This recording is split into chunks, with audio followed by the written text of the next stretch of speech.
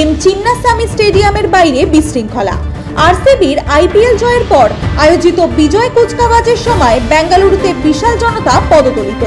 চিন্নাস্বামী স্টেডিয়ামের বাইরে পদদলিত হয়ে 11 জন নিহত। দলের সম্বর্ধনা অনুষ্ঠানে হাজার হাজার ভক্ত জড়ো হয়ে বিশৃঙ্খলা সৃষ্টি করে। ক্রিকেটার প্রেমীরা এক ঝলক দেখার জন্য পাগল হয়ে পড়েছিলেন। পরিস্থিতি নিয়ন্ত্রণের বাইরে চলে যায়। স্থানীয় পুলিশ এবং নিরাপত্তা সংস্থা ঘটনাস্থলে মোতায়েন। পরিস্থিতি নিয়ন্ত্রণে আনার চেষ্টা চলছে।